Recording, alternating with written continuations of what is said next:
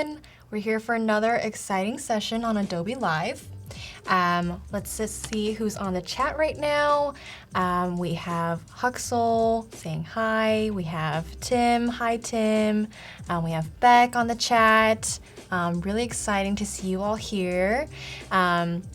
We definitely have a lot of things planned today. So if we take a look at the schedule, we can just go ahead and see.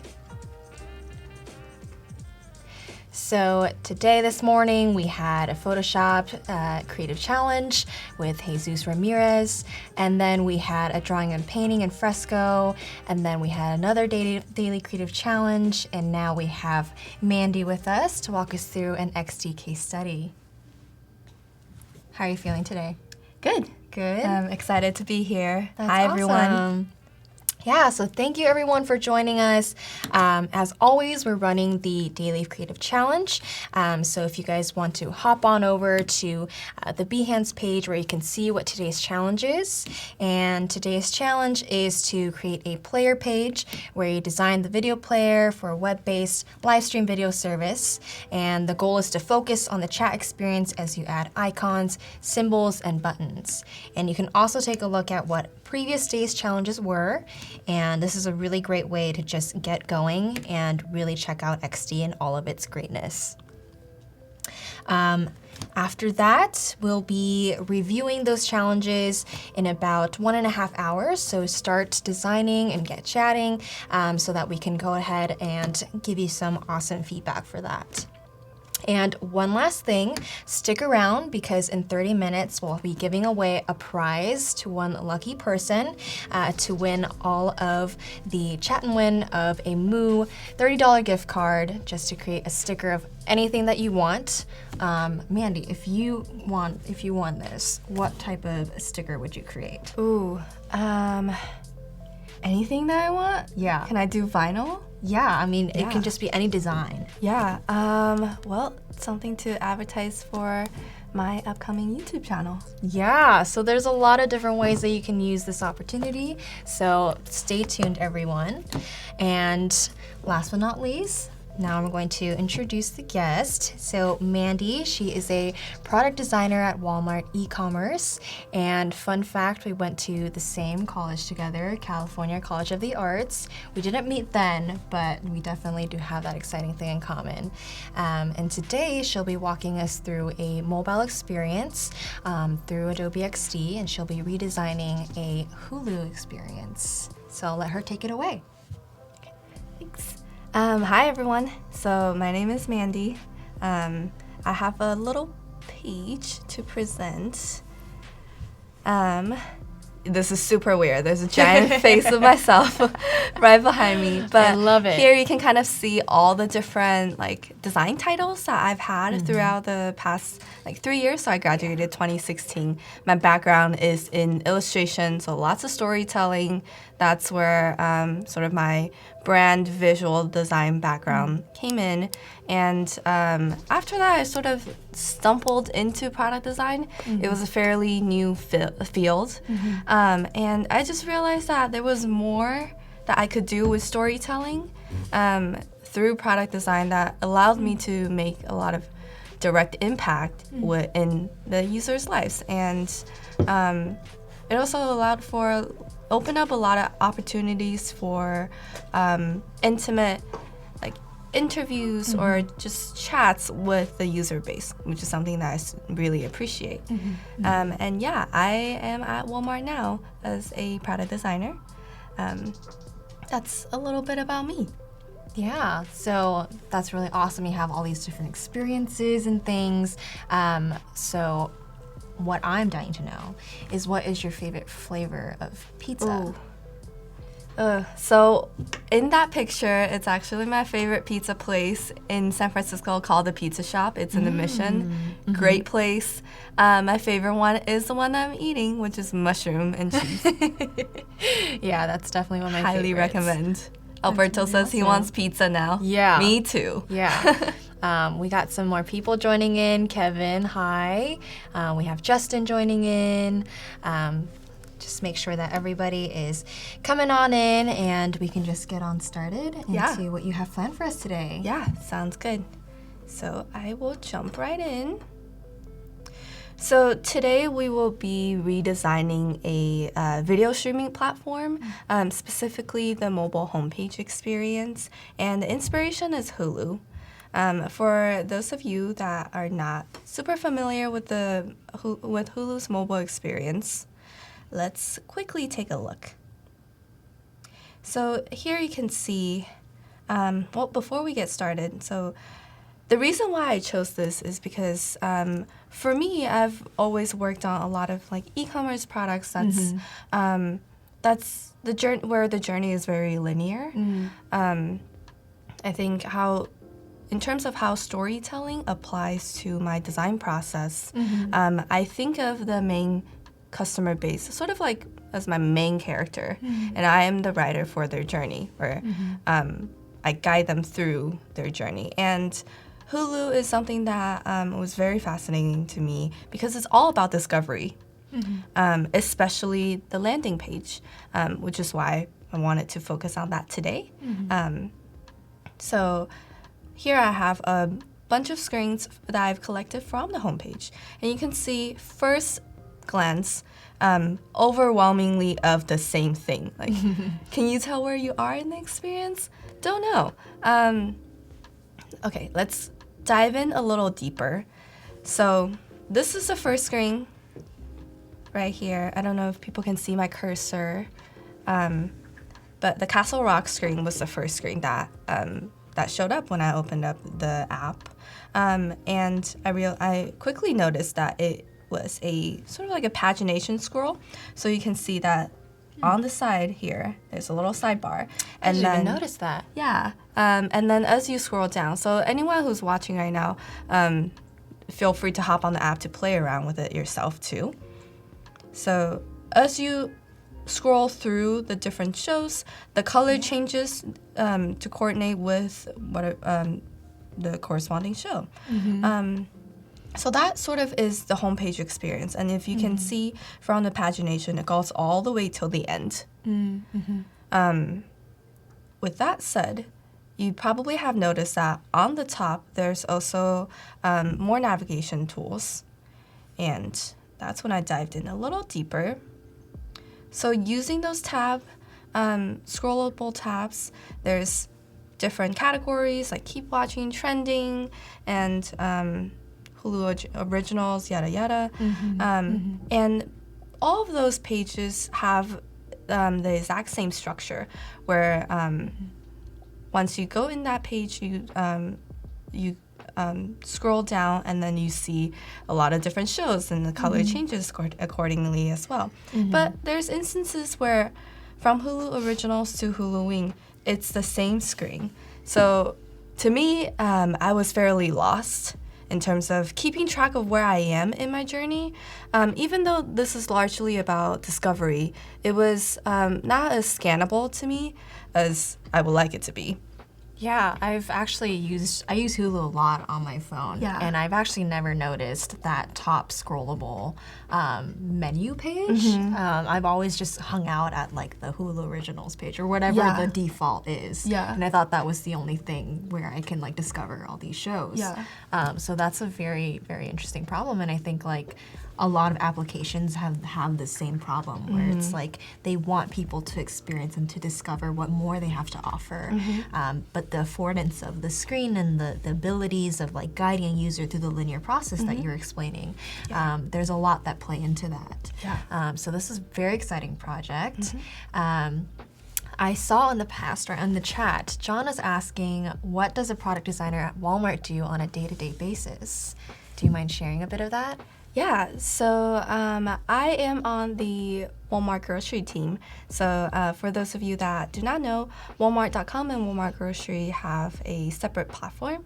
So when we mostly design mobile first, because for grocery customers, it's very mobile heavy experience, considering that we have in-store pickups or curbside pickups where they need to use their mobile app to check in, to communicate with us. Not so much the case for Walmart.com customers. So understanding your user base really changes the features that we offer in the different experiences. So to me, day-to-day kind of fluctuates. So each project approximately takes the length of 1 quarter. So 1 or 2 designers get assigned to a feature. And you also handle miscellaneous things that trickle down from last quarter. But for the most part, you're in charge of a feature development for a quarter of time. And from day to day, it's very different. Sometimes it's alone designing crank time. Sometimes it's talking through engineers about what's feasible, what's not, and same thing with your product partners. So the day-to-day is very different, which I like. I'm not so much of a routine person, so that's something I do appreciate.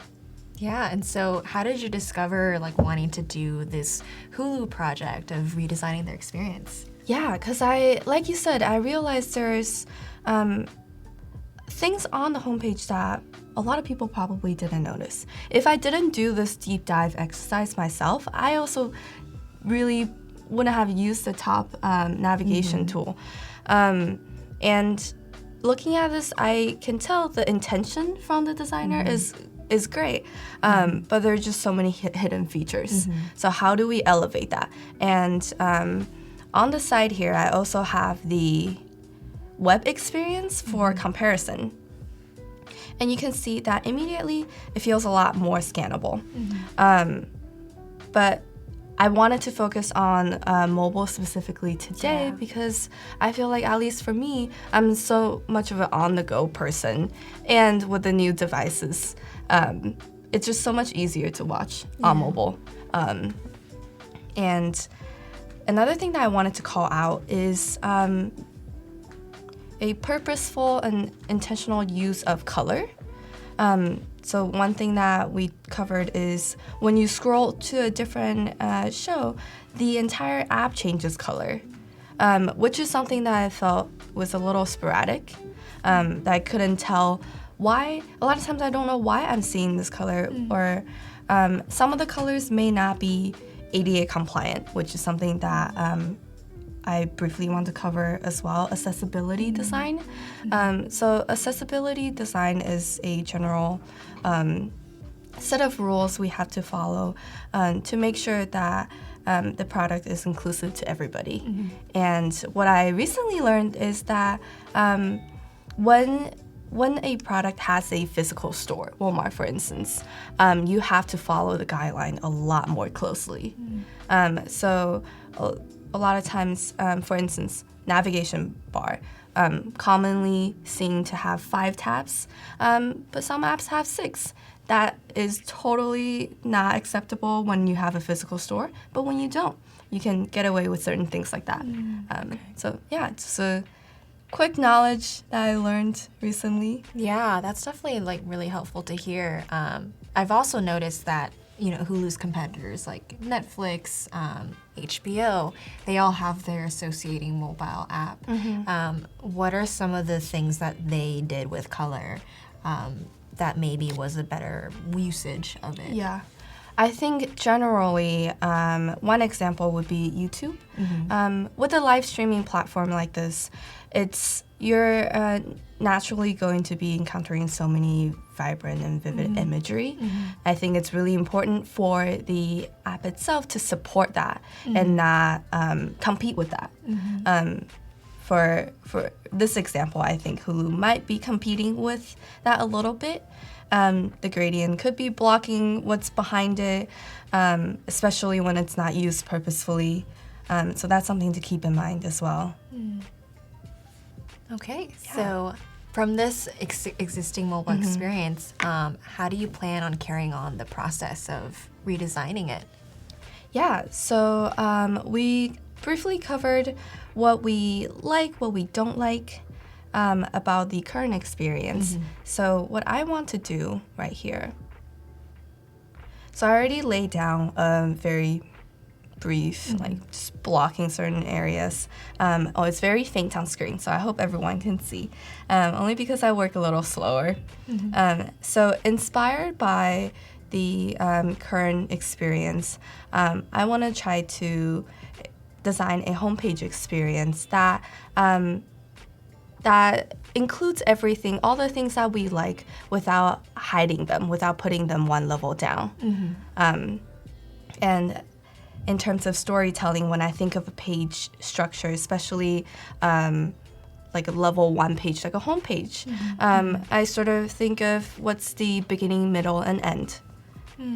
So with that said, I think we can get started. I will bring the screen closer. How did you gather all of these assets that you have on the left? These, some of these are existing icons that I've made already, and some are, oh, I can't move this, anyways. And some, the images are from Adobe stock. Yes. Okay, so let's see. So one thing that we, or I did like about the existing experience is the tabs on top. Although you really don't see a whole lot of them, and you don't really know if, from this view, it feels like there's only 2 tabs.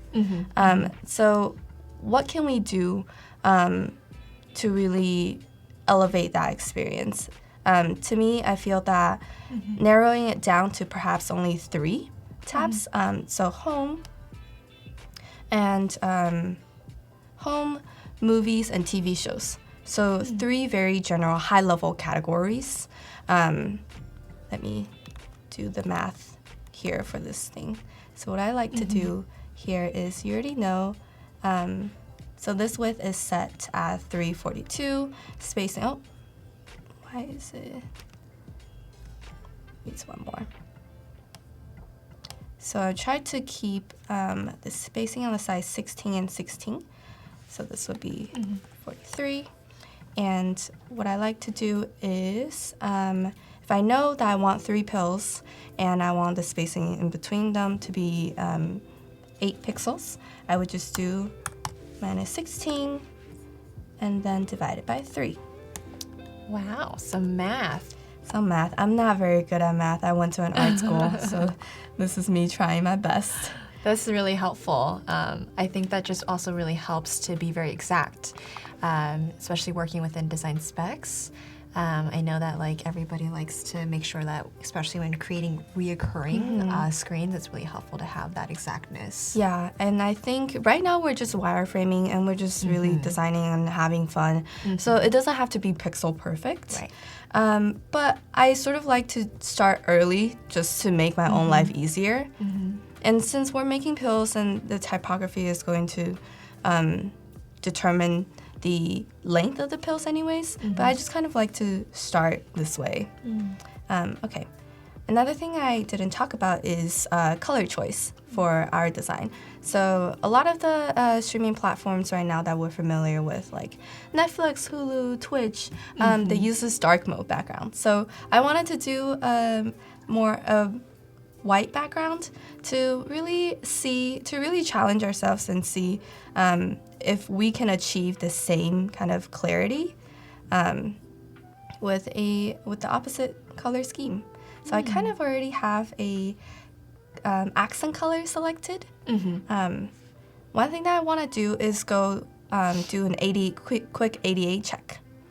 So what I will do is copy this color hex number right here and go over to, not this page again, to this page. So what is that? Yeah, this is WebAM, and this is what I use to check for whether or not this color is compliant to the accessibility guidelines. So what we will do, and there's so many different tools like this out there. There's plugins on, depending on what program you're using. I'm sure XD probably has one too. But just Google ADA color checker. So what I would do is paste the color here as foreground color. Our background is white, and then enter. As easy as that.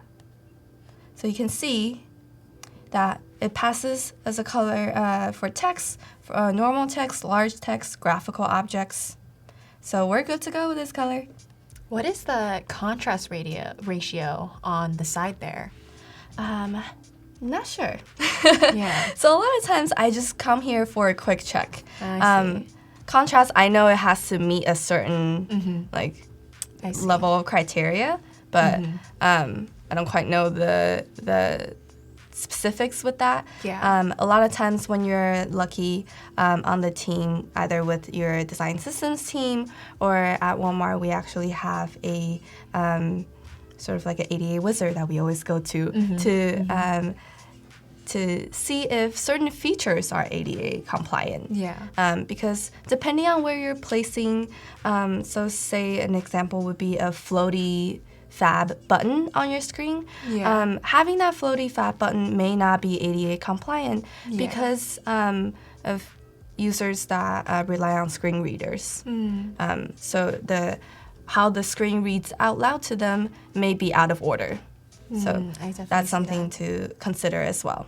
And let's actually give an example of what it's like when ADA doesn't pass completely. So here you can see this color right here totally fails as a normal text, but it's okay for larger text.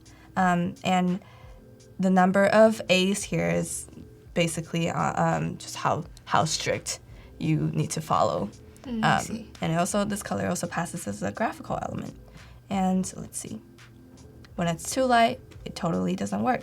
Even though for us, for the most part, you can still see with no problem, but this is for users that may have any level of color blindness or any disabilities. Great. Yeah. Okay. So we have, just a little reminder, about 6 minutes and like 35 seconds before the chat and win countdown. Cool. And so that's just a reminder to the chat to just stay tuned. We have exciting prizes and exciting giveaway to give you guys. And so we'll just be continuing things from there. Awesome. So how did you figure out like working with ADA, for a designer who's just starting out, what do you recommend just like the first few steps of learning about accessibility? I would say there's a whole lot of resources online that you can start with as simple as like reading articles, or for me it was consulting my coworkers who have been designing at Walmart for a bit, so they know the history and the context of everything. So a lot of times it's important to know the decision making. Yeah. Even though at first glance it may not be the prettiest design, Right. it may not be the most intuitive design to you, but it's important to understand the reason why. Okay. What kind of articles? So I would say, aside from color, the trickiest thing to understand is feature. So an example, like the fab icon example that I talked about, that's something that I would not have think about if someone hadn't told me. And in terms of, so screen readers rely heavily on the information architecture of the page. So it's really important, and once you know the reason why, you can dive deeper into learning about the information architecture and how you can best approach. Yeah, that's very useful.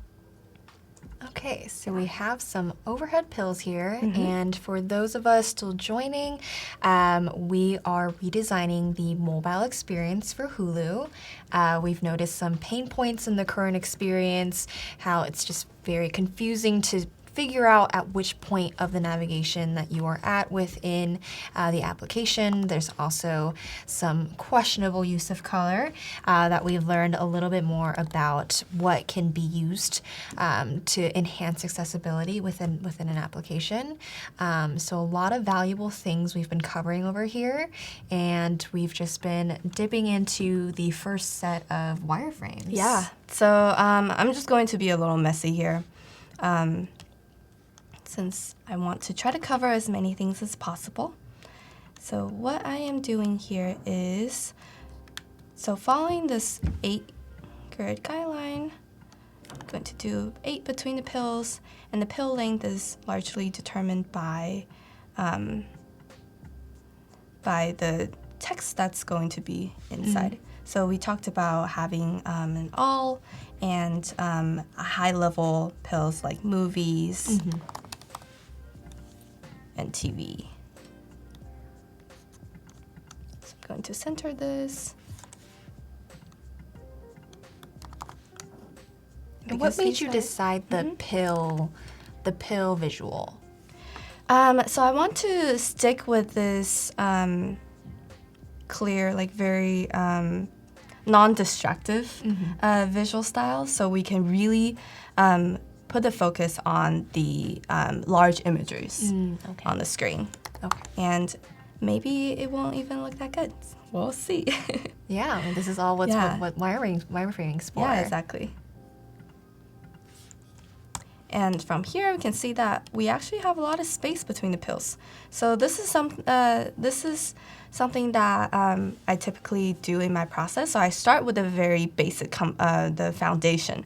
So I know these are all the things I definitely want in here. And then the nice to haves.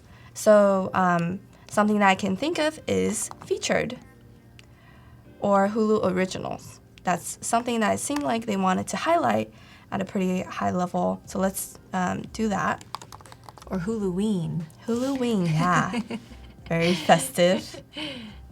Okay, let's do that. So having a little peek here, just to indicate that this is a scrollable tab. So here, this is, I think these pills, let me make these non-selected tabs text a little lighter, so we know which tab we are on. So I think this is already a little better than what is live right now because of the peak. So I think that's something very important when it comes to scrollable features.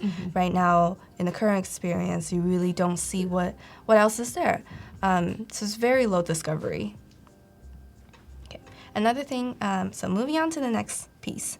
So looking at the entire structure of the page, the beginning portion, I want it to be this very easy and accessible browsing experience. So you can sort of choose your own path, choose your own adventure. And the middle is sort of like a whole ton of large images of what we want to feature. What's the hottest shows? Castle Rock, potentially. And then down here, these repeating rows are carousels that I want to plug in for anything. So for returning users, there's a lot of opportunity for personalization here. So one carousel example would be continue watching or picked for you. For new users, it would be a little more generic. So like a personalized experience and things that afford for more information to show, like those carousels and just scrollable of going through the whole home screen. That's definitely a lot of good usability aspects for the user to navigate their way through.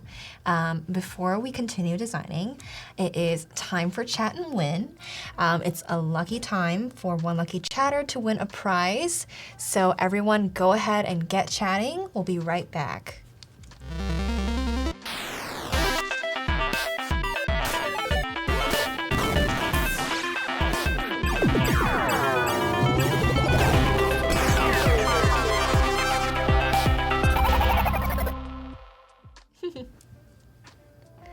All right, so we're back. Everybody get onto the chat, say hello. Yep, it is sticker time. Simon's saying chat. Everyone say hi, say hello. Where's everyone from? Stickers. How do we select a winner? So a winner will be selected, and they'll pop up on the screen here. But yes, a $30 gift card. That is a very, very awesome gift. Yeah, and I've personally ordered a ton of stuff from Moo before. Yeah. The quality is superb. Yeah. It's awesome. Yeah, they last years once you stick it on something. Yeah. Yeah. very great laptop stickers. Oh, Kevin No is our winner. Yay! Congrats. Yes. So now we have our sticker winner. Kevin, what is the kind of sticker that you would make with this gift card?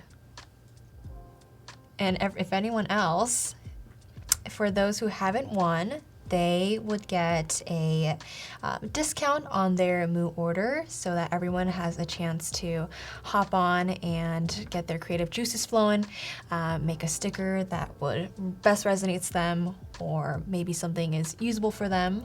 Like Mandy had mentioned, she would make stickers for her YouTube channel, so that's really awesome.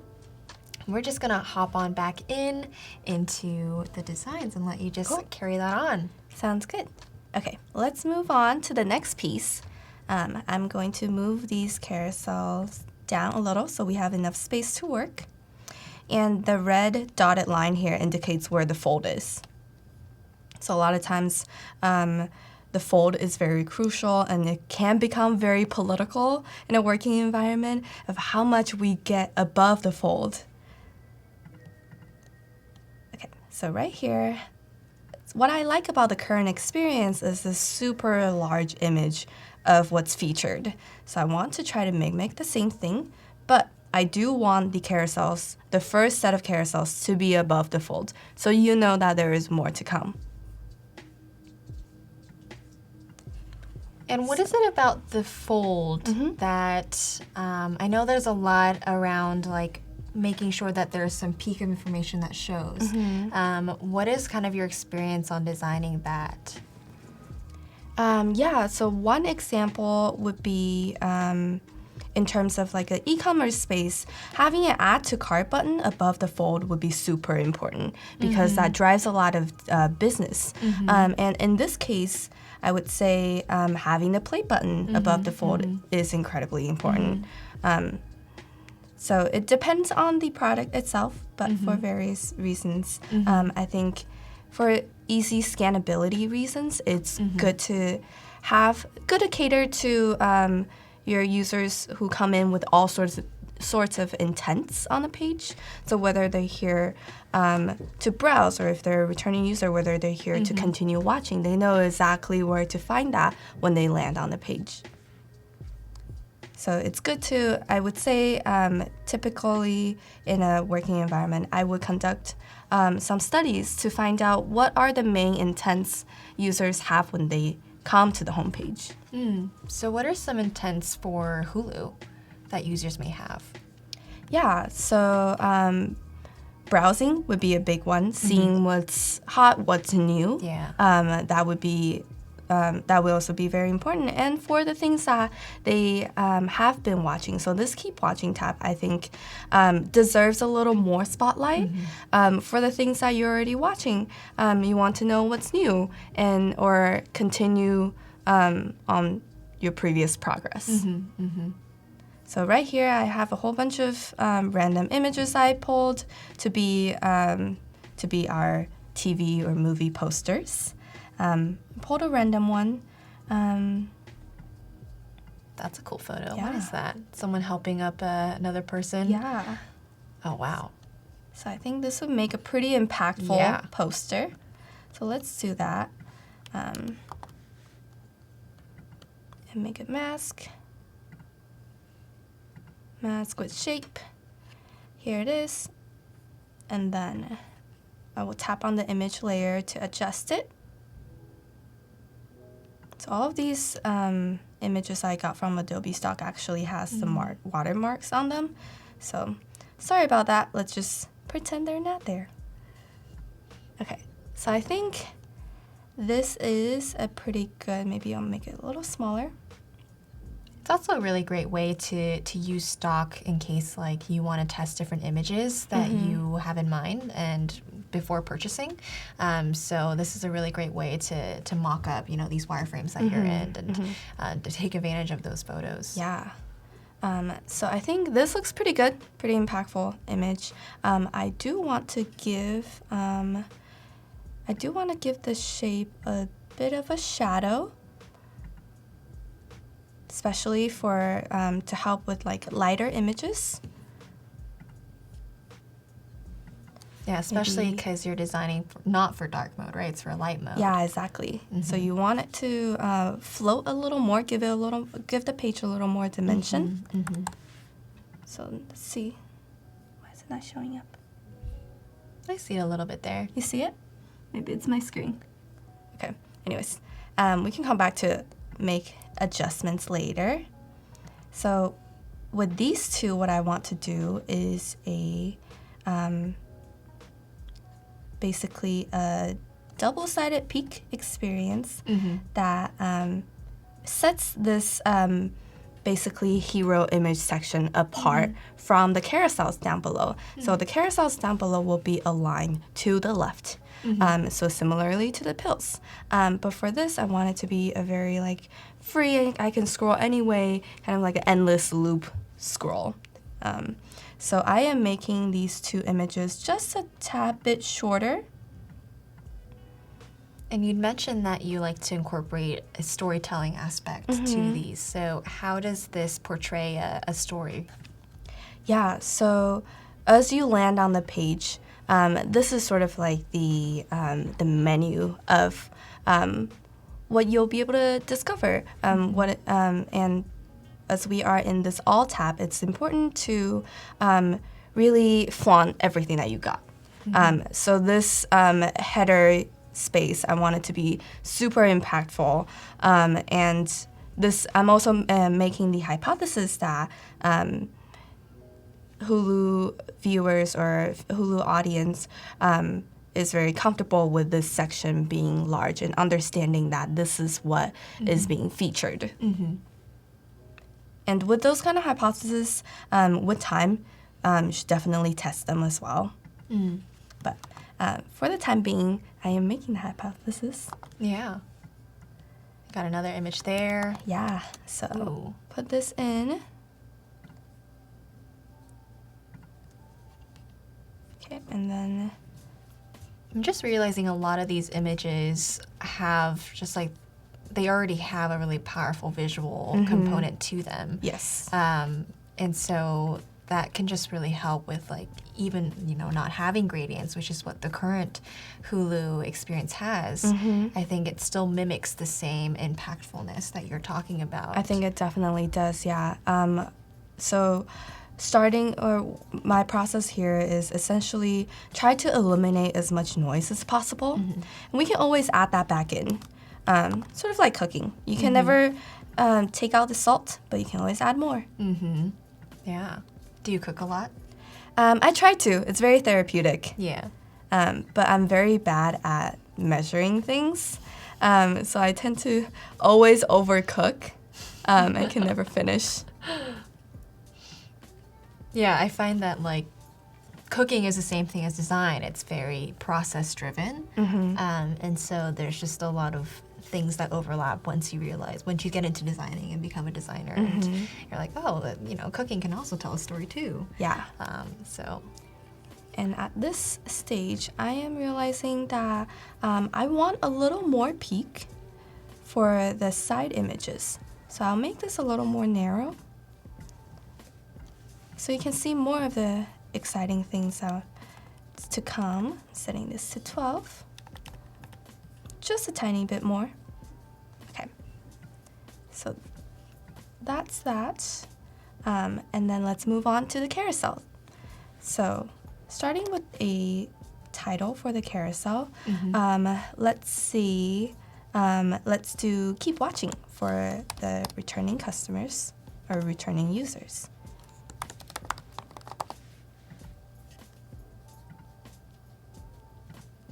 And what made you choose this font choice? Font choice, I would say, with the same principle of keeping the page as clean as possible.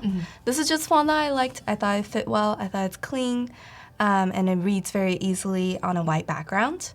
So it takes a little bit of like noodling, trying things out, and yeah. That's not too much of a, or there's no secret behind this for me, at least. Yeah. Stone Cedar says, cooking is a center point of my life. Seasonings is where I find the magic. That is definitely a great way to put cooking. Definitely agree.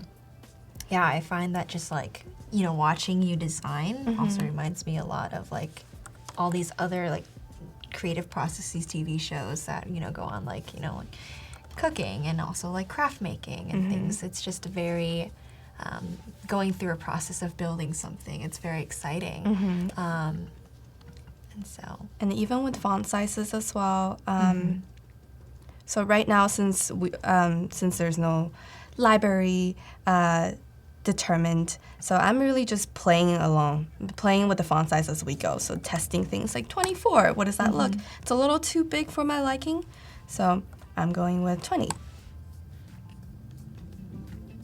Is this usually how you start off with wireframing? It's seeing how things look and feel? Yeah, so typically when I start my wireframe, it's even lower fidelity than this. Yeah.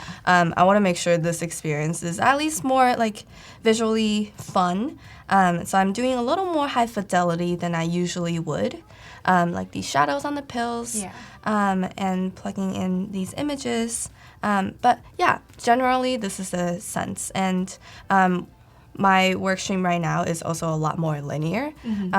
So when it comes to process, I think a lot of people are intimidating because there seems to be a set process that a lot of people describe when it comes to product design. You know, you start with the research, you iterate, and then you test, and it seems all very linear, but I think it's really not. Your process is really just bouncing off everywhere, and that's okay. At least for me, I kind of just explode. When I'm tired of one aspect of things, I move on to the next. Take a break, and come back with a clear head. What do you do when you take a break? Let's see. So I love watching movies, and that's sort of another reason why I chose this. Yeah. It really like sucks you into a different creative realm and lets you like forget about like the problems that you're currently facing, basically. So to me, it would be like a project. Yeah, and for people in the chat, if there are any like favorite TV shows that you watch on Hulu, we'd love to hear them. We love to also just hear what movies you guys have been watching. This is a really fun topic where Mandy is taking us through how to redesign a mobile experience for a platform that already exists for Hulu, and just recognizing those pain points and what could be done to ease those. So we got some fun different images here. Yeah. These are less active. They're more like music centered. So that's really fun. So you're beginning with images. Is there a reason for beginning with images and not text, or maybe like just placeholders? I would say typically I start with placeholders.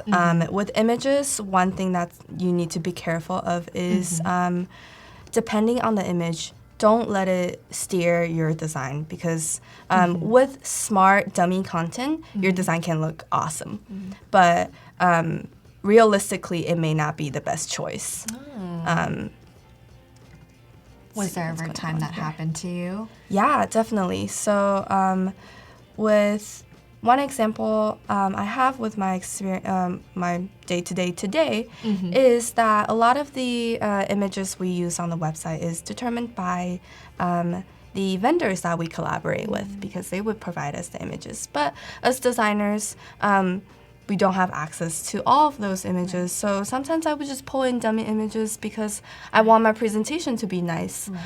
So it's kind of a tough situation. You want your presentation to be great, to be pretty, and you want people to like the design and not get distracted by the images. So it's important to select good images that visually balance out everything. However, it is also important to plug in realistic images to see if this design breaks. So I think a lot of the validation of the process comes in with checking to see if this design breaks. I see. there's keep watching. And with each of these carousel tiles, there's things that we would need to include. So for instance, if we look at the experience today, play button, very important. And then seems like there is a more. And I do have a study for what it's like today. Let's move this here. This is, while we're at this is another case of color that may not be as purposefully used. So you can see the same show represented in 2 different colors. So I'll move this to the side. So right here, we can take a look at the experience today of what happens when you tap on the more icon. So a little bottom sheet comes up. You can add this show to my stuff, which is your collection of what you like to see, or go to series details, where you can see more about the show. And to me, this is not necessarily optimal, not necessarily what I would expect when I tap on the More tab. Tapping on this, personally, I expected to see the details page. With the ability to add it to my collection would be great, but I think this can be surfaced at a higher level since we do have the real estate. So let's see what we can do here. So on here, let me drag in some icons that we have. So play button we know is definitely very important. Yes, can't forget to actually play your favorite movies and, Yeah. and keep watching. Definitely. So I'll bring in the play button here, and let's see if I can bring in a little background for the button. I'm also curious when you touched on the details aspect of like the more info that you get with each of the different TV shows and movies that you're looking at. I wonder if that also has to do with at what moment do users get interested in reading that text, because it's a lot. And I think that also goes, feeds into just the redesigning of this, of making sure they're able to access this right when they're thinking of, oh, can I learn more about this? Yes. Yeah, definitely. So that's definitely very helpful. We have some people joining in the chat. We have Jose, who loves your photo choices. Thank you. We have Artem, who asked for portfolio review. We won't be doing that this week, but we do have some amazing design challenges happening. So if you can hop on over and maybe get a little bit done there, we'll be reviewing that. We have Alexis joining. She says hi to both of us. Hi, Hello. Alexis. We have Shaik. And he's saying hi, hello. We are redesigning the mobile experience for Hulu. We've located some pain points on the current experience, how there's a lot of colors being used that could be very confusing. We have Vaughn who just joined in, hello. There's also another point of the top navigation just being very similar to all of the other pages, and so you can't really tell where you are in the experience, and so these are all the things that Mandy has identified and is walking us through on relieving those pain points and introducing a new experience of how Hulu might be able to up their game. Yeah. So right now I'm just playing with the play button here because that's something we definitely do want to highlight. So you can see that I kept the background white, playing around with different color choices and realizing that the blue we have may not be as universal as white could be. Although, depending on the poster image, white could be problematic as well. So, but let's have this right now. And so play button is something we want to highlight. That's why I have it colored. And another thing we need is more. Okay, let's make that right now. Yeah, and you've also touched on the accessibility aspect of, how you can bring in color contrasts in a way that is ADA approved. Also ways of testing that was really helpful to see. when you're when you're designing buttons and looking at button sizes and placements, what are some of the thought processes that you go through? I think for the most part, my process typically isn't this high fidelity.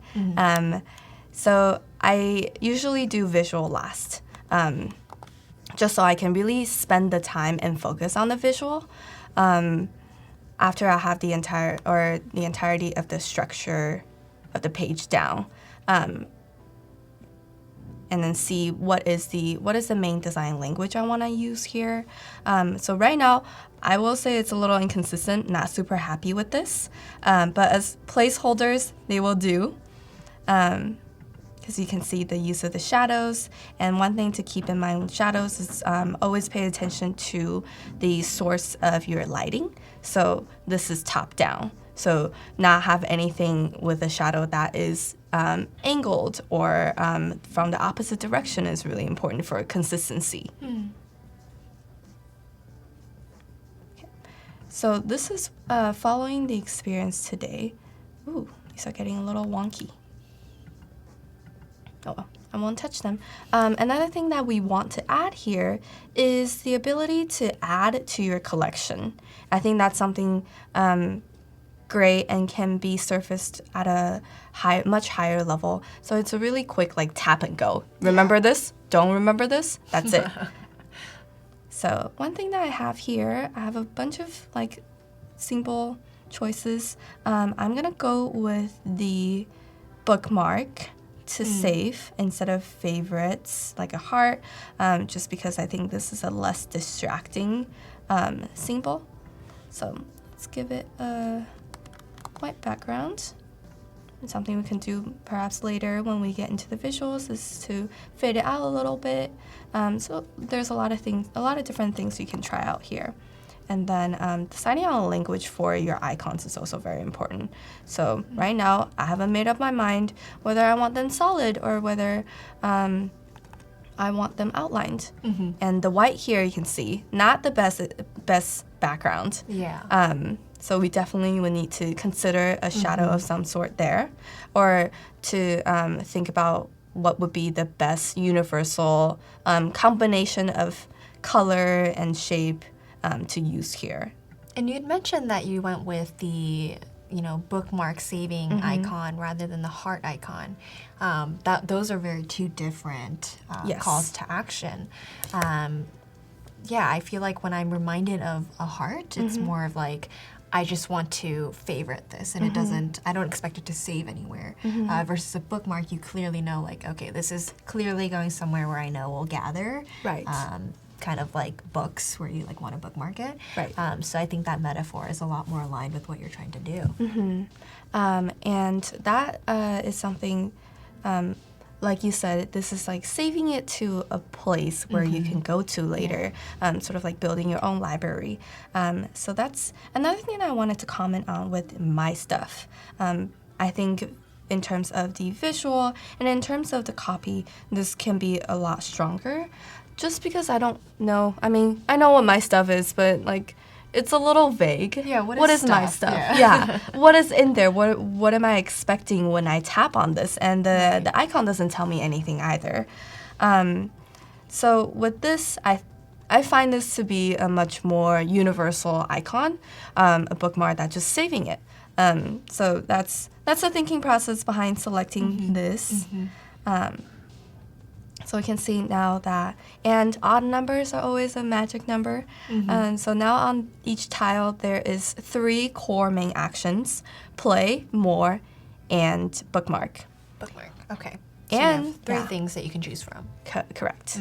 Okay. And the reason of having these 2 side by side is because they're relevant actions and information. And bookmark is sort of bookmark is tied to your browsing experience a lot more.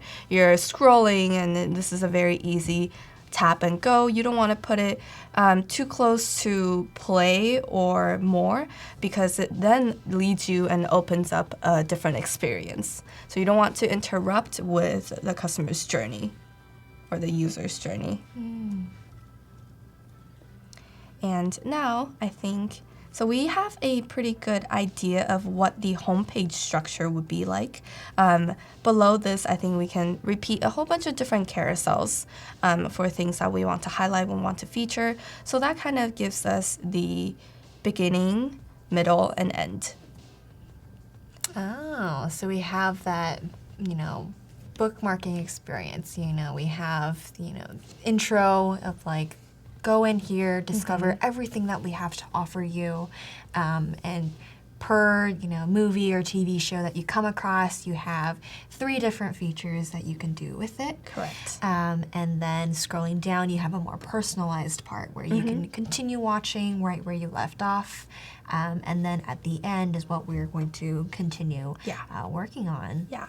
And obviously there is a whole lot of stuff that you can add to the tile. We're totally missing the title of the show or movie and a little bit of description information or flag for what's hot and new. That's also like all the different flares that we can add. So let's put that in there really quick. Yeah, let's do that. So And while she's getting that started, we have some new people joining us. Hi, Masroor. My apologies if I pronounced that wrong, but hi, welcome from joining. We have Alexis who just joined in. We have Shaik who asked, he's good at UX design, graphic design, photo manipulation, but he is struggling to earn. I'm on Fiverr and Upwork, but I'm not getting a single order. It seems like he's struggling to learn, these different softwares and tools. What are some ways that you have hopped on into learning all of the tools that you use? I think I'm not the most patient learner, so I kind of just learn as I go. I find the easiest way to also remember how to do things is when you're really in a dire need of figuring out what to do with it. So it's part of the fake it till you make it process. So what I do is, for classic example of like at work or at school, when someone asks me, hey, can you do this? I always say, yeah, totally, even when I 100% know that I cannot. But I kind of just like go to Google on the side and like start scrambling and figuring out and watch YouTube videos for a specific problem that I'm trying to solve. So if I'm trying to add a gradient in this image, how do I do that really quick? I find that a lot more, I find that to be a lot more of a realistic learning process than sitting down and watching a whole tutorial. But that's just me, so someone else might learn totally differently. Yeah, and you had definitely, explained to me while we were chatting before this that you went into freelance before, and that was just like a really big transition for you from illustration to design, and you basically taught your way through on how to be a UX designer and a product designer, and so I think that's working well for you. Hopefully. Yeah, so there's just a lot of self-learning that you can do as a designer, just figuring out what really works for you and trying out different things. So I'm definitely the same with you. I work really well under pressure and deadline. Same here.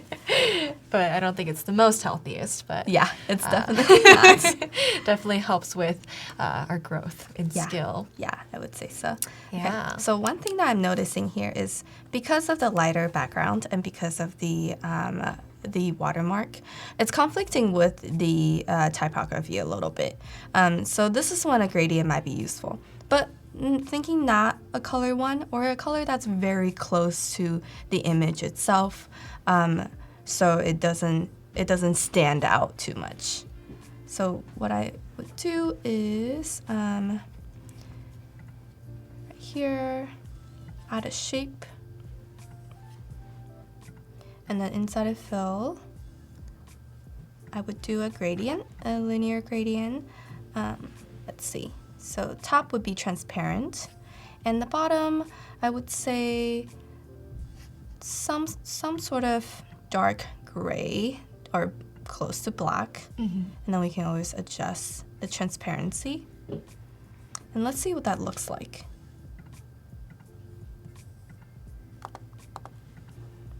It's a little faint. So You can definitely see the text more though. yeah. So this is something that you can, part of the visual, play around with it, see what you can do. Let's see.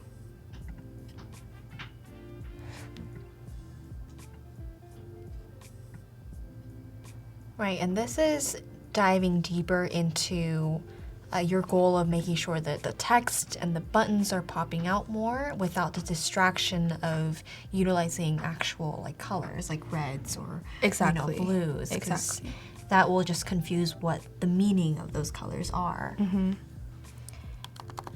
And here I will plug in a very quick description.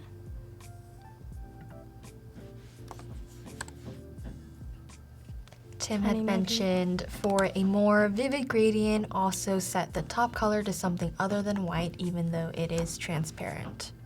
This is especially important for colorful gradients. Oh, good to know. Yeah, that's a fun tip. So we are currently watching not Castle Rock. Yeah. Very fun. Placeholder, description, or... And just a reminder, we have about 27 minutes till we review the daily creative challenges.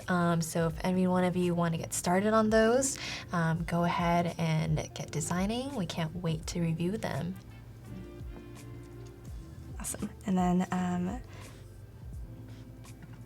there's something else that I want to do here, so I won't dive too deep into the visual, but utilizing bold typography to break up the space is always something really fun to do. And then I love flags. Not everywhere, but I think flags are so fun that like it's just it's a little bit of like a spark in the page that's less expected, but easily understood. Like what's new? What's this? It's very eye-catching. Yeah. So that's something you can add as well. And so the same language here would be applied to all the different tiles. So that's something to keep in mind. Okay, so let's move on to one level deep. So this bottom sheet situation I like. I like being able to see what I'm interacting with, the show that I tapped on. But like I mentioned earlier, this is a little too little to be on a bottom sheet for me. I tapped on the button just to tap on two more things. It's a little like, so we already plugged my stuff out to the item tile level. And so that leaves us with the product information, the details and stuff. So I think that, let's start a new artboard. Let me move all of this out of the way. It's nice that you have the current mobile screens right beside your new design, so at any moment you need to reference it. That's a really great way of incorporating your work process. Oops. Okay. Let's start a new artboard. We have Alexis saying that she loves a good flag. Yes. Stone says, "Do you have a flag?" Quoting. That's really awesome. Yes, we do all love flags. It's a great way of just mimicking that. It reminds me of like retail stores when they say like sale and you're immediately gravitated towards it. Yeah. It's a very good way of using call outs. Yeah, if you guys are on Hulu a lot, what are some TV shows that you guys watch? Maybe we'll incorporate them into our wireframes here. We have Huxel saying Broad City, Future Man. I've watched Broad City, definitely enjoyed it. It's a very solid comedy. And now we're moving forward with creating another artboard. So this is essentially, so a bottom sheet it overlays on top of wherever you are in your journey. That's why I'm repeating the homepage or top portion of the homepage. Okay, so let's see. Let's make a quick shape here.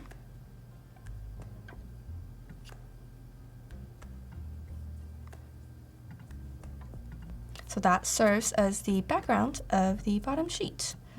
Depending on what we fit in here, the height can be adjusted, And with creating components like this, it's important to talk to your engineers as well to see what's feasible, what's not, and to figure out the rules for this specific component. So in this case, it would be, can I lock it, or can it be dynamic to based on the content, or is it going to be an inline scroll? Those are some things to keep in mind. And I will use another shape to gray out the background. So you'll be able to see what was behind, but not be able to interact with it unless you exit out of this. Uh-huh. Okay. 35%. Okay, I think that's good. Okay. So now let's talk about what we want to include on the bottom sheet. So we're essentially moving this page up. Essentially, the things that are on our details page right now, we want to transport that and have this in the bottom sheet. So Okay. one thing that I noticed is that in the details page, it seems like there's the similar top nav tab situation with details, episode you may also like, and I think I've seen somewhere with extras. So what are the essentials that we absolutely need on here first? I think description and episodes, definitely. You may also like is a nice to have, extras, nice to have, so we don't need that right now in our foundation design. And how do you prioritize that? These nice to haves and something that is mandatory needs to be in there? Yeah, so it has a lot to do with expectations. So admittedly, right now I am making a lot of assumptions and hypotheses. Right. I don't know the user base enough to say that you may also like is not an essential. Perhaps it is. Perhaps a lot of people rely on this for browsing or for what to watch next. If that's the case, then this will become an essential. So it really depends on understanding your user base. But for me, not knowing anything about them, details and episodes is the bare minimum of what anyone would expect when they tap into more in a specific item tile. So you're basing it off of just like best practices. Exactly. Okay. Yeah, that's definitely a great thing to reference, especially when you're doing like a design sprint or a challenge, and you don't have that much time to really understand the users. It's a great way to just base off of some solid knowledge that you've known that is just universally existing. Right. So that's really a great way. And then another thing to address is how can we handle this differently? Because it is a little odd to have these sort of pill tabs or chips, however you want to call them, to be on a bottom sheet. I think simplifying the interaction is very important as well. So let's see. So I think description is something that can coexist with the episode information on the screen. So let's see. So I think we need to first put in the title of the show. So in this case, not Castle Rock. My favorite TV show. Okay. And I will switch to am I using the right color? Yes. So even though it is in the background, it's still good to give context always. Sometimes it's too much, sometimes it's not. So it's sort of like gauge as you go. Right now, even though I can see it as the main item in the background, but depending on where you are in the experience, you could be kind of lost. You could be in one of the carousels scrolling all over the place, tap on one, and you kind of lose the context of what you're interacting with. So it's good to have that in there. In the chat, Mark had mentioned you should add a cast to device icon in the black overlay. Which reminds me a Oh, lot. yeah. Yeah, a lot of how users use multiple devices Yes. to cast onto their TVs. That's a very good call out. So in the current experience, the cast device icon is always there. So yeah, that's something that would be awesome to integrate in there as well. Although not being familiar with what the cast experience is like, I almost wonder when is it necessary to have this information or have this icon? Is it a persistent thing throughout the entire experience? So once you cast, you can easily browse and keep going, or once you cast, does the app freeze? So if that's the case, I would suggest that the cast icon should be tied a lot closer to the play experience. So once they're playing and they're in it, then you have the option to cast. Exactly. Oh, okay. So depending on the experience, Yeah. but honestly, being able to cast at any given point of time and still have that freedom of browsing however, wherever you like would be awesome. And I want to assume that's the case because currently the cast icon is persistent. Right, right. So, yeah, seeing how you had mentioned in the current experience, if you were to press that, if nothing's playing, what is being casted can be something that user wonders. So not Castle Rock is in here, and a little image of some sort would be very helpful, I would say. Or if we can give this this bottom sheet a little header, it would be awesome as well. So depending on, there's a lot of different visual treatments we can do always, but right now I'll put in a placeholder rectangle. Just do a gray.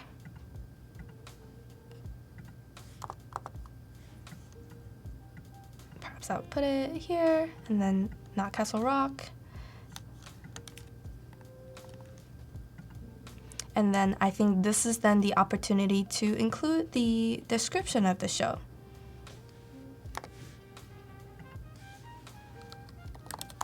In the chat, Marissa mentioned, am I the only one who thinks Hulu/Netflix needs a shuffle icon for a series?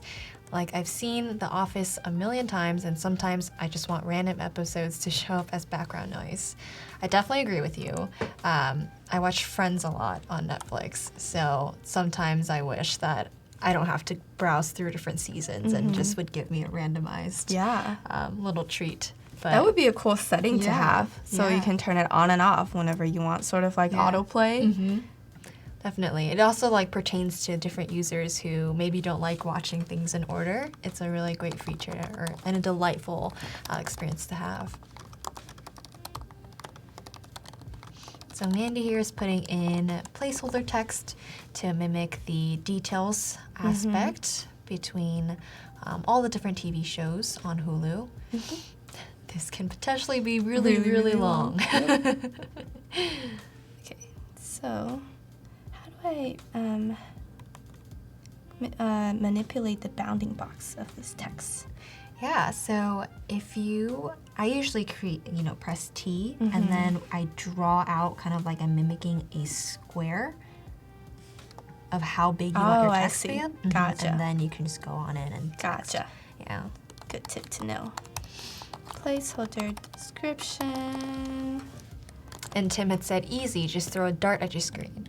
That is also a very great workaround. Description. There you go. Obviously, very it could be descriptive. A lot longer. Yep. You know, Yeah, very more descriptive of not Castle lines. Rock. here. Love how XD has autocorrect or spell check. Yes. Really awesome. Very appreciative of that.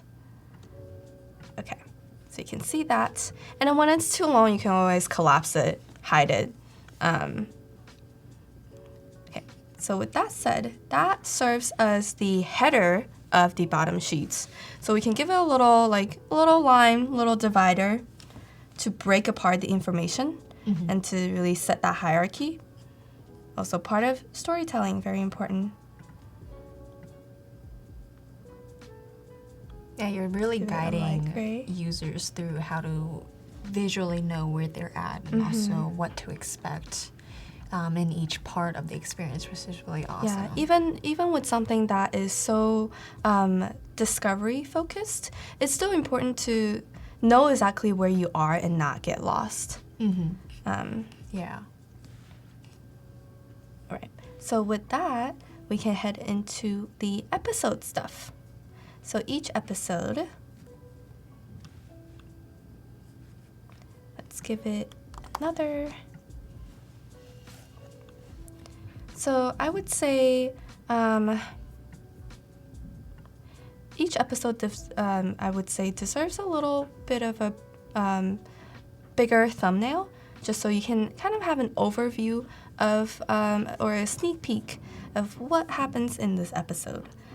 So the important information would be obviously episode number, name, length.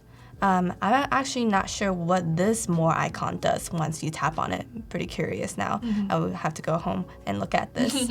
And also a little description of it. So I want to say one thing that would be nice to have in case this show is incredibly long, like Friends, is some sort of filter based on seasons. So we can do that here really quick. It's a good way of capturing all the different episodes that may be in like a really old TV show where they have a bunch of seasons. So this could be season 1. Reason of doing this is, I mean, we can easily cramp a lot of things on here, but be generous with the space, and with something with like a video streaming platform, I think it's really important to have large imagery. And perhaps this is going to be too big as I design down the way. Like if there's 25 different episodes, maybe this is just simply too big. So maybe we want this a little smaller. And that's all a part of the design process, playing along with how things fit. But before getting there, it's important to have a very clear vision of what exactly are the components you need on here. And then you can play around with placements and everything. That's all just like design work. So on here, I will give it quick triangle maybe for a little drop down. Yeah, it's a great mindset to have when designing, just knowing that things are not finalized. There are definitely features or, navigational components that you can add, and that will be added. Just completing a wireframe experience and hitting those pain points that you had mentioned. Those are like the bare bone of goals that is always great to hit.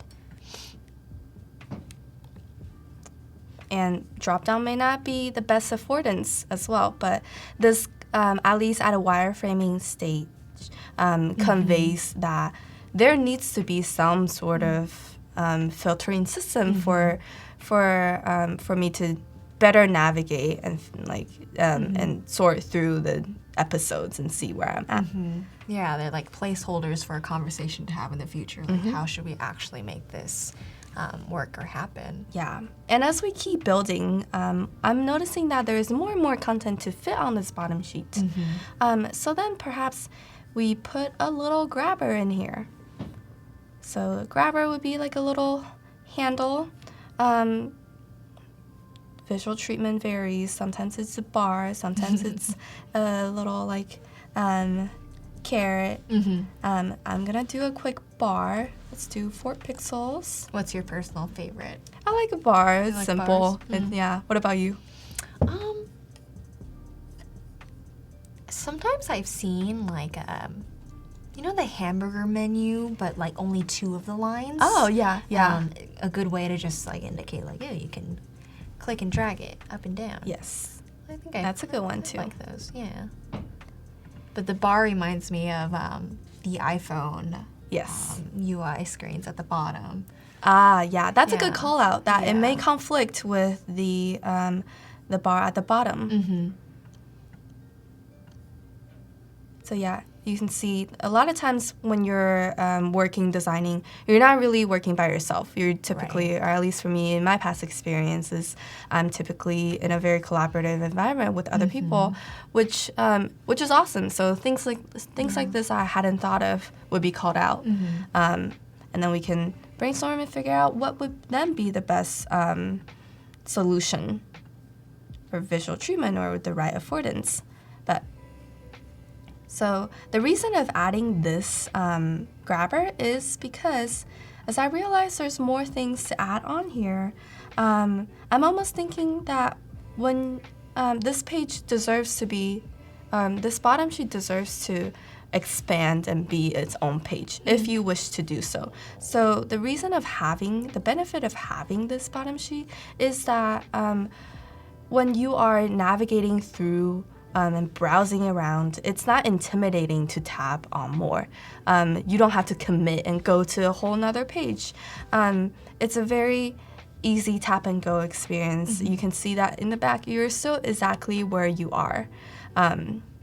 So that's one thing. That's one reason why I really like bottom sheets. It's easy. You slide it away. You don't want to slide it away. If you want to see more, swipe up.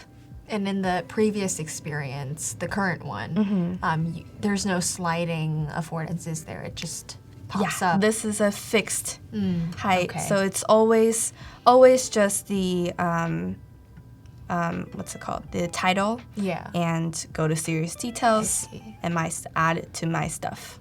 Yeah, and that's just a lot of clicking to do. Exactly. Yeah. I think there's so much so many things you can fit on here. So this is really like a missed opportunity. It really serves as like a unnecessary interstitial screen between step 1 and step 3, essentially. Yeah, I don't think I've ever actually wanted to click on details when I was using Hulu.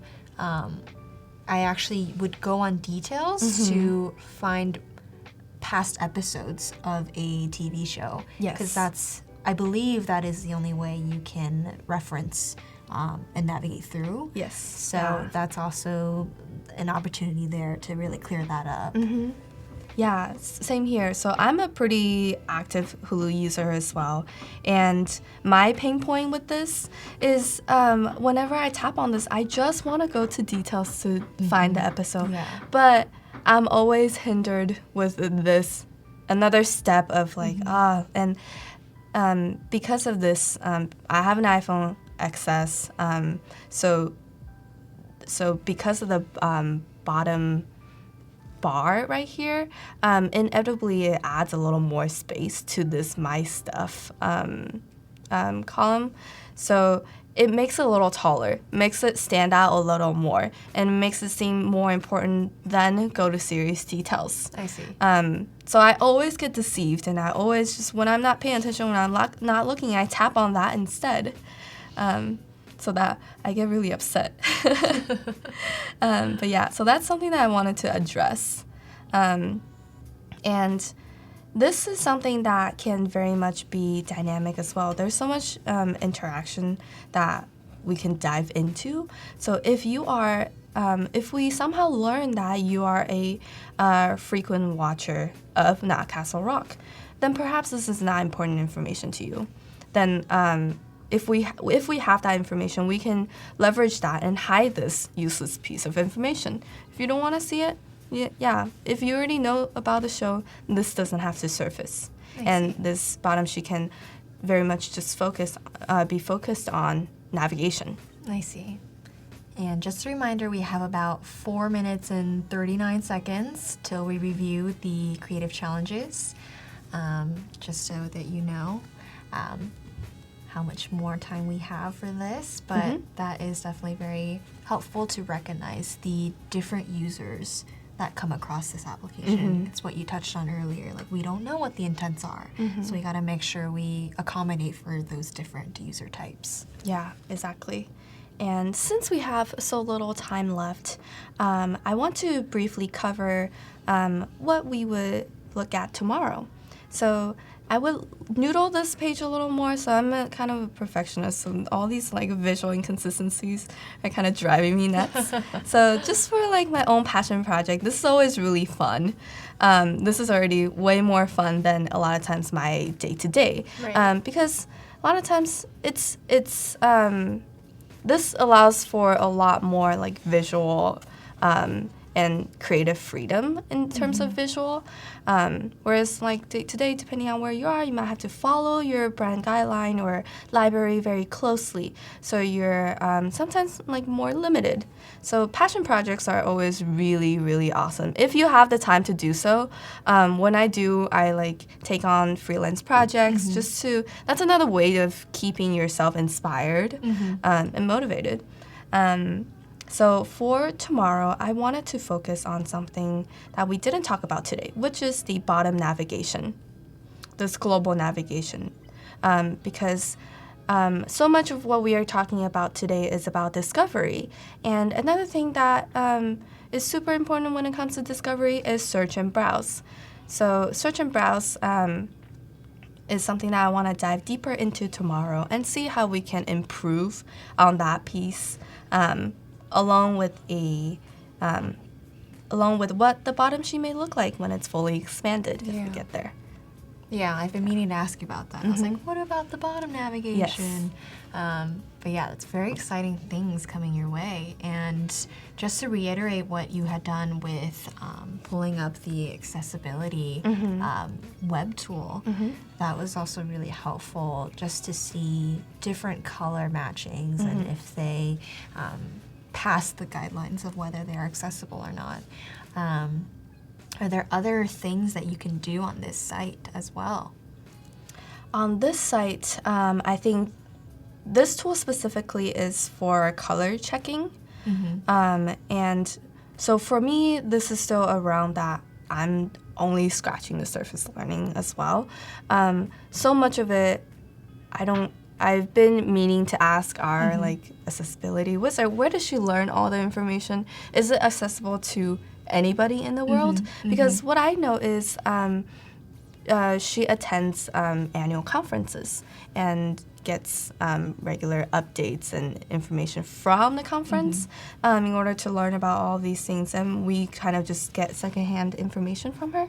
But it would be awesome if designers have the opportunity to learn about all of these things themselves as well, because then I won't have to bother her to answer all my questions. Right, and I know XD has a plugin, Stark, which helps you see how people with maybe color blindness or people who may see colors differently, just to get an understanding of how your UI looks in terms of contrast, of text hierarchy, and all those things. So if we go back to XD, we can definitely go and see what that might look like just right within the software application.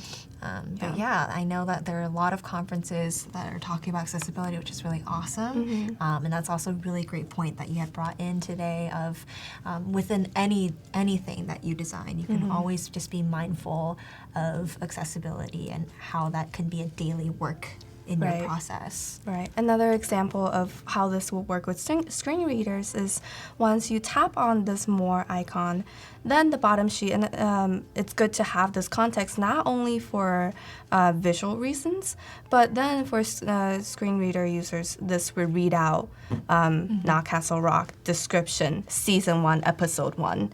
So the information hierarchy is very clear. Yeah, and so if we zoom out and we get to see all the work you've done, you've also put in images and placeholder icons, and so there's really exciting stuff coming tomorrow. We're gonna actually hop in and review some design challenges. So just to review what it was today, it was to design a video player page for a web-based live stream video service, and to focus on chat experience as you add icons, symbols, and buttons. And we also have the previous challenges that were focused on the past 2 days. So we hop here on Discord, we get to see what people have uploaded. Let's see, so day 2 submission. We go over here. So We'll be giving feedback on what they've been doing. Looks like they've put together a whole like brief, which is really helpful. Nice. So the prompt here was to design a user flow and low fidelity wireframes for a live stream video experiences. Awesome. Their principle was to learn how to document feature sets and start building out the foundation of their project through wireframes. Wow, this is really awesome call-outs. Yeah, super helpful.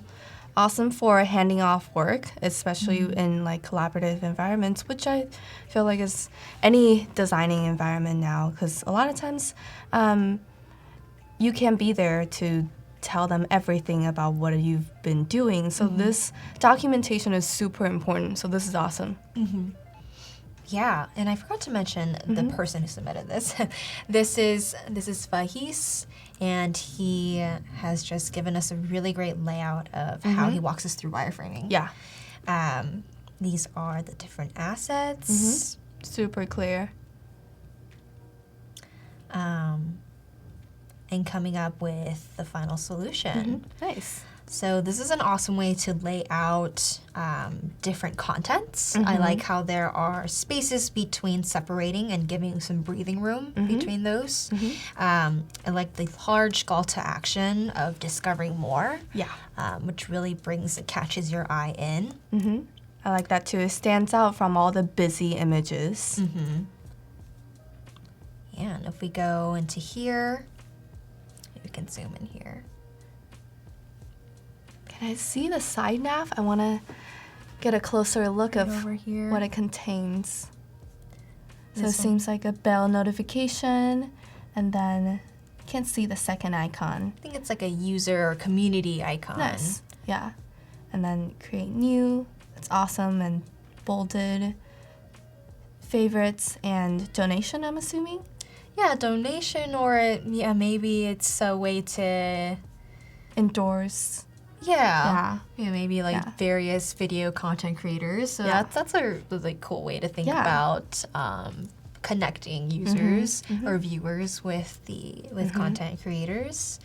I really like that. I think, and one comment I would say is grouping the items on the navigation by whether it's about you or about the community. So I would probably swap the order of the community icon and the heart.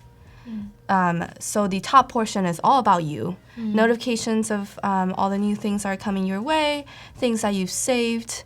And then the bottom portion is very much about the community and who you want to endorse and how you interact with the space. Yeah, definitely. That's really awesome. It also makes me think while you were saying that, I wonder if these images, like when I hover over it, like what does that look like? Are they moving? Are they giving me a little preview? It'd be great if they do. Yeah, like those are all really great ways to just grow this design. We have a populars page. I like how everything's in hashtags, so video content creators can just hashtag it into their videos. And it can float to the top here. It looks like he was also using the carousel effect by having the plus. And we have different live. I think it's overall very well organized. And I think it's also just very centered with users. I can also see this going forward, and what you had mentioned with your application of like a keep watching aspect or like a favorites. That'd be a really great way to continue with this design. I appreciate how this is not crowded, which is something I think can easily happen with a platform like this. Yeah, but great job. Continue on with it. Also love the purple. Yes, I like the color scheme a lot. Yeah. I think it's a great way to work around like blue or maybe like darker colors. Like purple is still very friendly. We go on to another challenge. Let's see what this one is.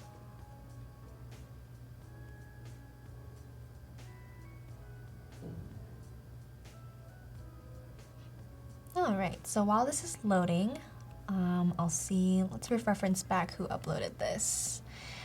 This one was Isa Chan. So she has uploaded a the same challenge of a video player stream. She has channels on the side here, different categories, also added in like monthly viewers. That's really awesome. It reminds me of like That's a cool. live, Yeah. you know, the live aspects.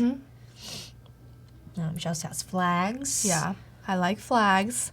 Although I think one comment I would have with the top section or top module of the page, because it seems like everything is live. That's like where we're highlighting what's currently live. But when everything in the module has the same status, I think they can lose that live tag and somehow have a more universal call out. Yeah, what would be maybe one workaround to... I think so. All of their modules are very clearly labeled. So maybe utilizing something like that. And this seems like a very big and prominent piece of the website that they want to highlight. So maybe the treatment of the tiles is a little different. I like the stacking thing that's going on here, but perhaps spread them apart a little more so we have more visibility of what's going on right now. So somehow make that module seem a little more like urgent, a little more present of like this is now. Yeah, I also see it as if, like, since we have this stacking effect, whatever is at the forefront can mention it's live, and when it scrolls to the side, maybe the live tag disappears. Yeah. And the next thing can also some show it. animation would be really cool for this. Yeah. We also have, a recommended for you. That's really useful. Yeah. I like how there's a lot of just like immediate information you can read into, so you can immediately see the title, who uploaded it, how many views it has, all the different, these are all really good incorporations of what viewers look at, depending on choosing on what they want to watch. So I can't scroll anymore. Oh, there's another one here.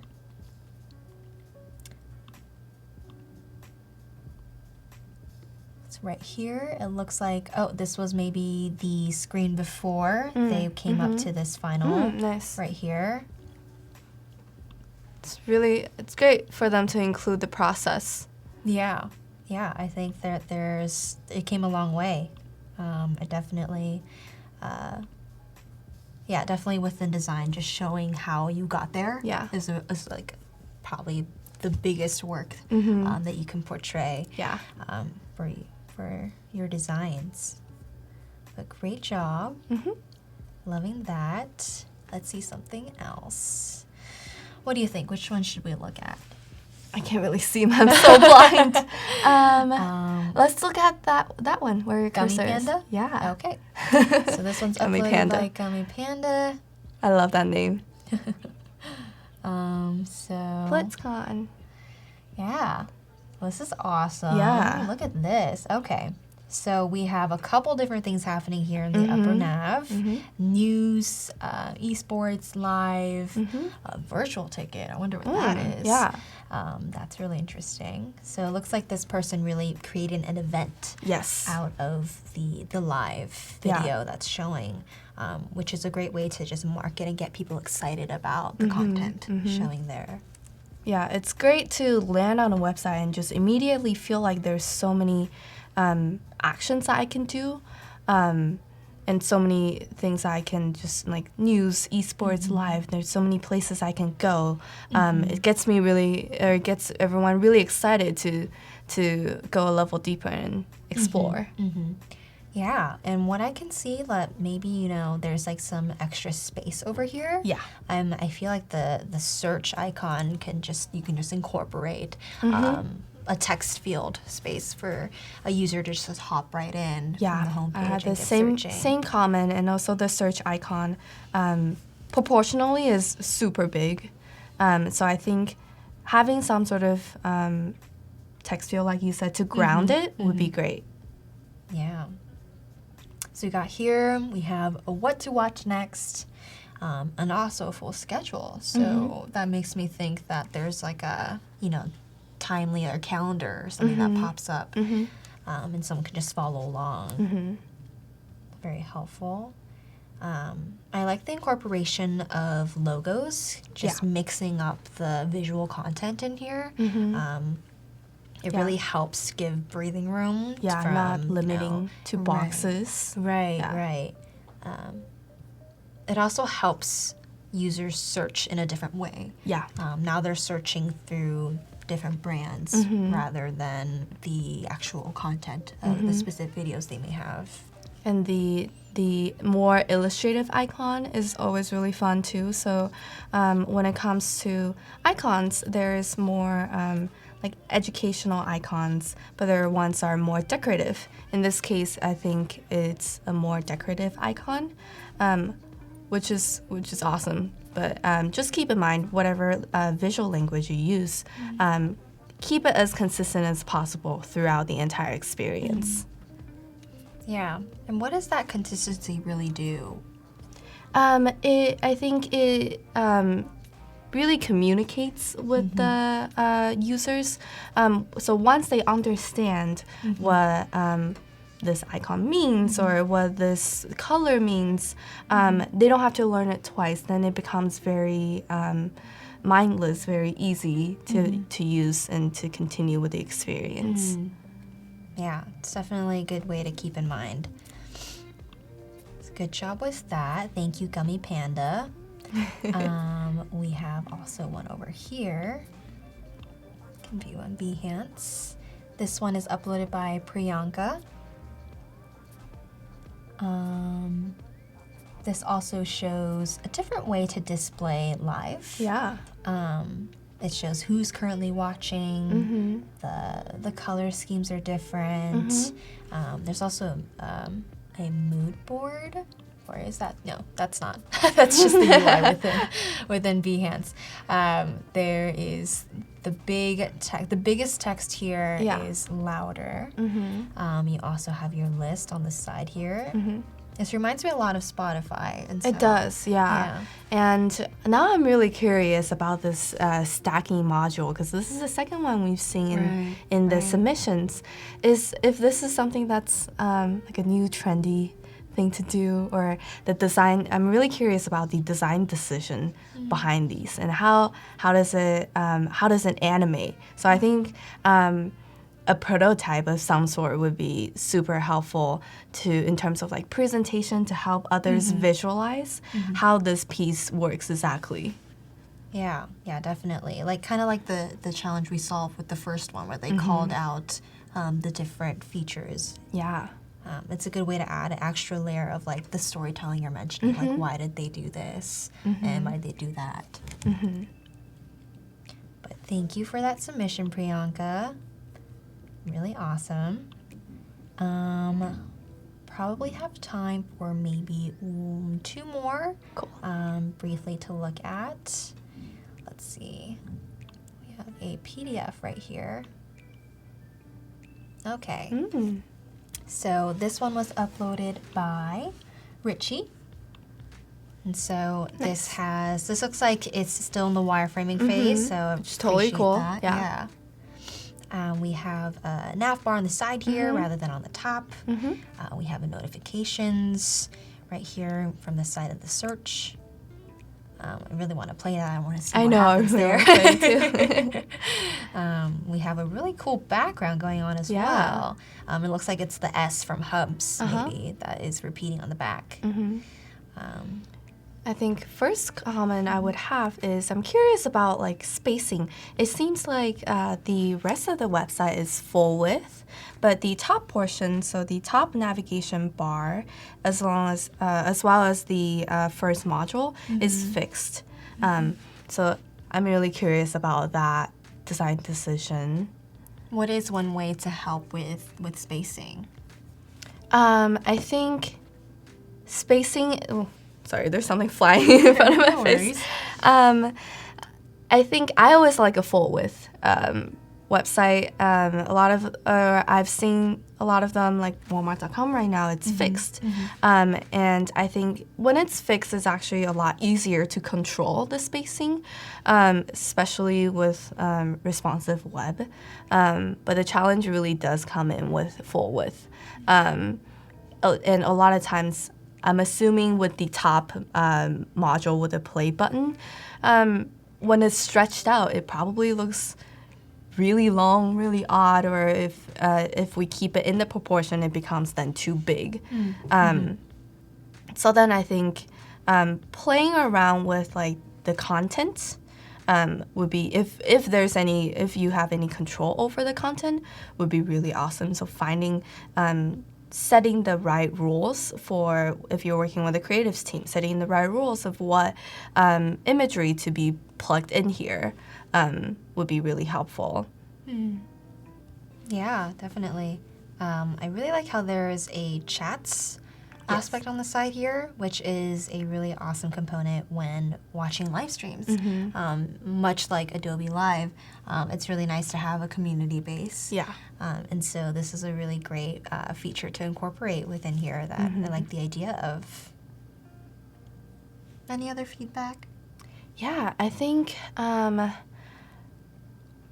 understanding the theme of this this creative challenge, I like you said, but maybe diving a little deeper about having some sort of indication or highlighting that module of what's live would really help make this page a little more active, because I think this seems to be a very grounded page to me right now, which is a great foundation to start with. It's not too chaotic, but I think I just want a little bit of like oomph or spark of something in there. Yeah. And this person was within the wireframing phase, so that can be something that they incorporate. Yeah, I feel like chats is heading to that direction. Yeah. Definitely. If we maybe hop on to one more here, let's see. There is one, maybe we did Isa-chan. There's one here. Alrighty. So this is a streaming website uploaded by a cool designer. Nice. So it is loading up here. It is a service called Streaming. You can stream now. Cool. They're associating icons to help you indicate which part you're at. Featured. Awesome. It's a carousel effect. We got popular games going on. You have the option to see all right here on the side. Top streams and also new streams. Okay. I really appreciate the details of this design. So a lot of visual hierarchy. So for instance, the side navigation, the non-active tabs are faded out, which is awesome. You know exactly where you are.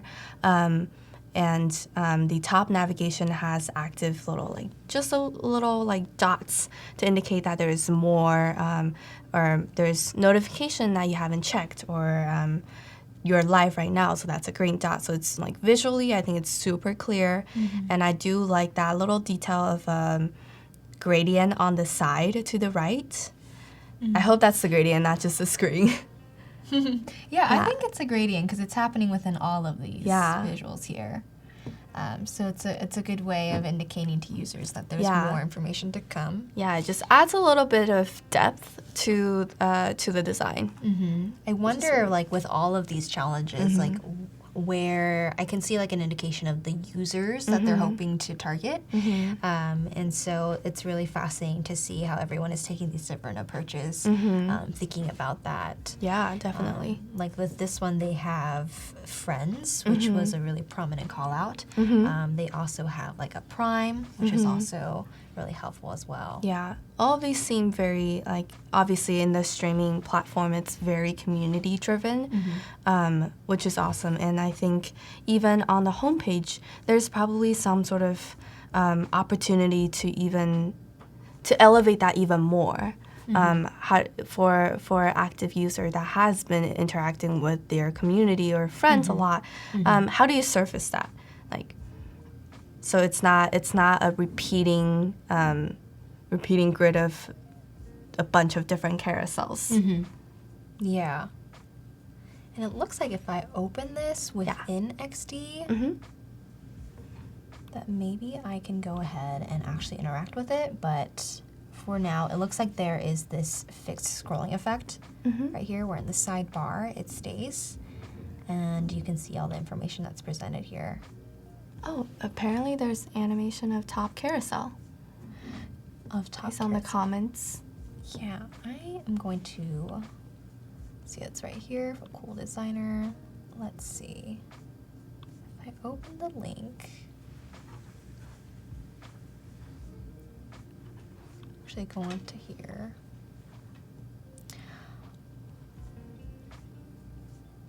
Well, I do not know how to open it with XD That's okay. right now, but that's I'm fine. sure it's very cool. Yeah, I can already see that this person's very detail-oriented and is thinking about the interaction. Yeah, it definitely has a lot of affordance with how things can move, and so I'm very excited to know that they have like had time to work on that and explore that. Yeah. I'm really curious of how this or how any of the streaming platforms that we looked at would translate on a mobile experience with much less of a real estate.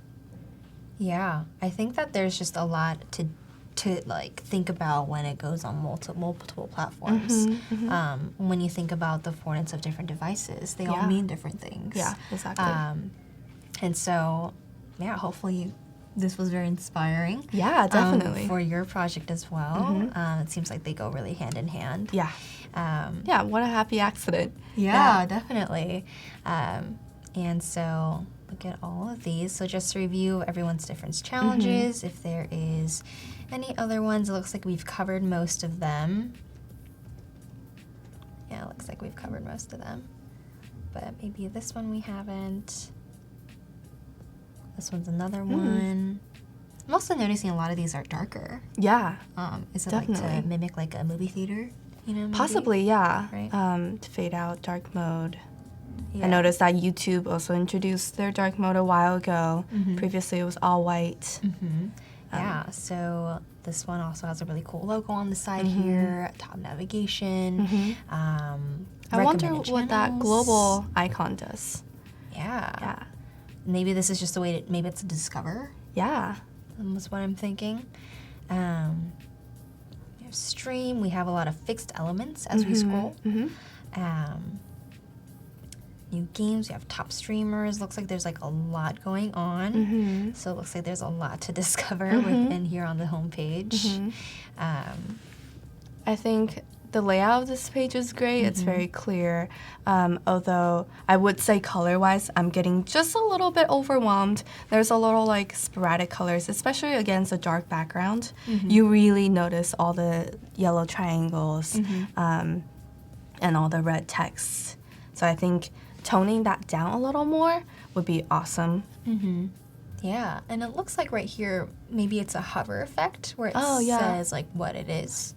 Gotcha. And you can also see what language it's in, which is That's cool. really awesome. Yeah, that's very considerate. Which really pertains to the discoverability aspect. Yeah. All right. Well, those are all the challenges that we had today. Cool. Thank you guys for your submissions. That was really awesome. And just to recap on what you had done for us today, do you mind sharing? Yeah, so we redesigned, oh, nice, and there's my screen.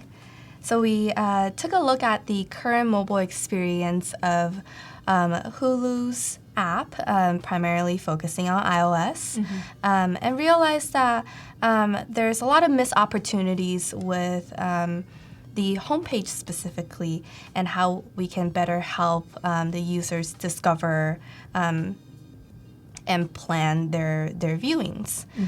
So inspired by this, taking the elements that we like and we don't like, this is the progress that we've made today. Great, yeah, and that's just like a really great way to just end today and pick up again tomorrow. And so thank you guys in the chat for joining us. My name's Joanne Lee. I was here with Mandy today, and we're just really excited to come back tomorrow and finish up this design with you guys. Thank you guys for joining. Thanks, guys. Bye. Thanks, Joanne.